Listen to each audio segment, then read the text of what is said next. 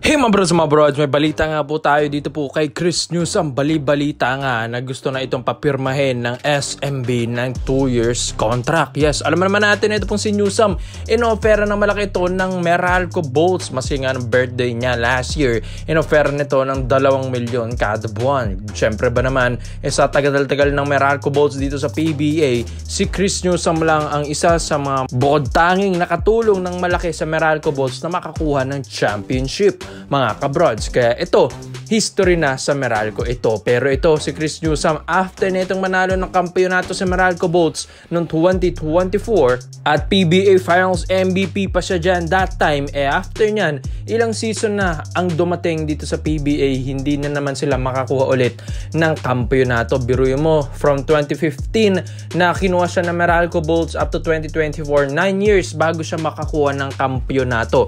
Biruin nyo yan, mga kabrods. At ito, iniisip na ng agent ni Chris Newsome, why not if itong si Newsome ay nasa SMB or Ginebra or Magnolia? Siguro nga sa 9 years na yon, sa loob ng 9 years na yon, hindi lang isang kampeonato ang makukuha niya. Kaya ito, mga kabrods, gusto nilang lumipat dito po sa SMB, knowing na ito pong SMB ay syempre kursunada rin pala ito pong si Chris Newsome. Pero malaki-laki ang papeles ito, mga kabrods, lalong-lalo na ito pong si Newsome ay hindi rin naman basta-bastang player ito ng Meralco Bolts. Kaya ito, gustong magbigay ng maayos na player rin naman ng SMB para nga lang makuha ito pong si Newsome. Sabi nga nila, baka magbitaw ng isang star player ang SMB, pero hindi pa rin sila sure kung sinong star player ang ibibigay nila. Syempre, hindi naman basta-basta papayag ang Meralco Bolts na mga role player lang ang ipapalit kay Newsome. Dapat star player rin. Kaya ikaw, mga bro, sa tingin nyo ba, sino ang dapat i-trade dito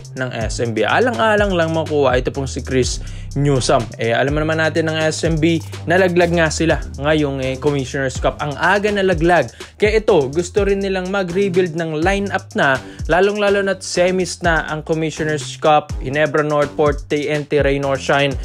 Mabilis lang yan, mga kabrods, tapos finals na next season na naman. Kaya gusto rin neto po ng SMB na makuha talagang isang Chris Newsome. Alam nyo yan, mga kabrods, ang problema lang ng SMB, isa nga rin sa mga gusto kay Newsome ay ito pong Barangay Ginebra San Miguel na nakahawakan din kasi ito ni Coach Tim Cone sa Gilas Pilipinas last stint nila. Alam naman natin, paborito ni Coach Tim ito pong si Newsome na kinukuha dito sa PBA sa Gilas Pilipinas, at alam din naman natin na gustong-gusto rin ni Chris Newsome na maging coach ito pong si Coach Tim Cone. Pero itong SMB, alam naman natin na possible talaga magkakaroon siya ng maayos na kampeonato dito, mga kabrods. Siguro nga sa 9 years niya, pero nasa SMB siya that time, siguro nga hindi lang 1, 2, 3 or 4 na makukuha niyang kampeonato, mga kabrods, dahil alam naman natin si Chris Newsome gusto rin ito ng katulong. Yes, alam naman natin sa Meralco, hindi naman ganun kalakasan din yung lineup na binibigay sa kanila ni MVP, pero nagagawa pa rin ni Chris Newsome na palakasin ang Meralco. Paano pa kaya kung ito'y malipat pa sa SMB na super studded lineup na, tapos ito magre-rebuild pa, magre-revenge pa sila next season? Mas lalo nang lalakas ang Beermen neto, mga kabrods. Alam naman natin yung kakayahan ng isang Newsome, isang star player, leader, mga kabrods, pure scorer, tapos pure point guard pa, ang galing na point guard pa, walang attitude problem, mga kabrods, hard work, depensa, opensa, maasahan mo ang isang Chris Newsome, high flyer pa, lahat ng mga kabrods, isang 6'2" point guard na prime pa ni Newsome, mga kabrods. Kaya ikaw, sa tingin nyo, Chris Newsome to SMB, worth it ba ito? At sino naman ang bibitawan ng Beermen? So dito naman po tayo sa kabilang balita naman natin, mga kabrods. Kung makikita nyo, ito pong si Kobe Paras. Alam natin, naibalita na natin ito na naglaro siya ng True Focus PH, kung saan nakatrain niya dyan ito pong si Coach Jolo. Tama yun dyan sa True Focus PH. And credits din dito sa clips nila. Dahil ito nga si Kobe Paras, sa tagal-tagal na itong hindi nakakahawak ng bola, ito nagbabalik na naman.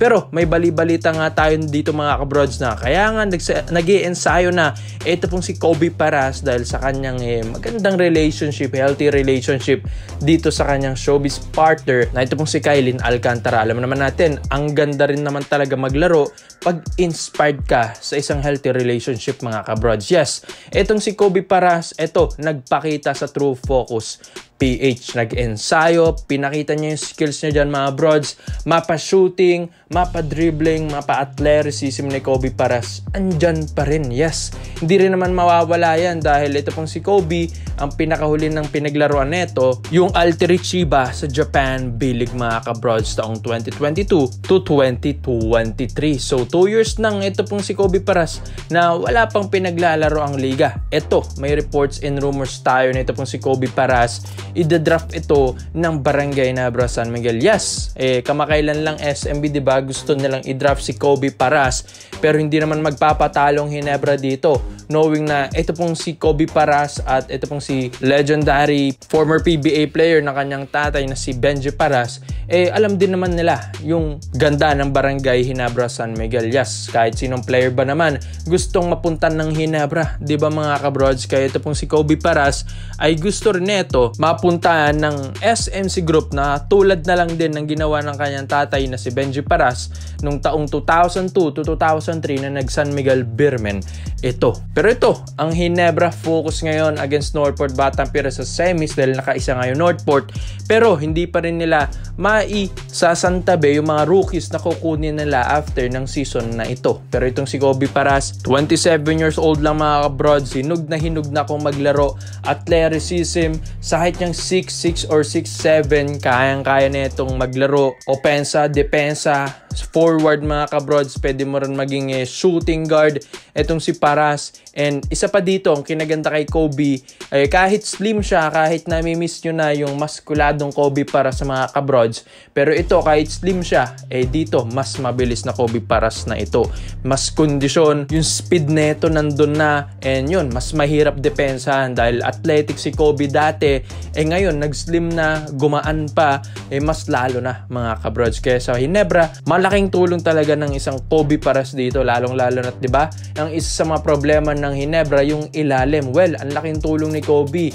Rebound pa lang maasahan mo na. Ang taas din naman tumalon nito. Yes, former dunker and former champion ng dunk contest din naman itong si Kobe Paras. Kung fan kayo ni Kobe talaga mga kabrods. And syempre, ang laki ring tulong kung sina Troy Rosario and Japet Aguilar ang matutulungan ni Kobe Paras, dahil ang isa sa mga problema talaga ng Hinebra ay hindi pa rin makahanap ng lehitimong big man. Well, ang laking tulong ng Kobe Paras dyan sa ilalim sa Hinebra. Shooting din neto, nandun na rin mga kabrods. Kaya ang hirap bantayan neto Hindi mo alam kung titira ba or magdadrive, lalo na't pag nagdrive ito, unstoppable din.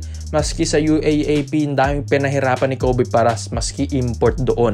Kaya, maski sa Jaman B-League, di ba mga kabrods? Kung mga brods Kobe Paras to Barangay Nebra San Miguel, dapat na ba yung i-draft ito ng Barangay Nebra? Sabi nga nila, pwedeng gawing maximum contract ito. Kaya, komento mo lang po mo dito mga brods at isa natin yan. Salamat po sa panonood mga brods.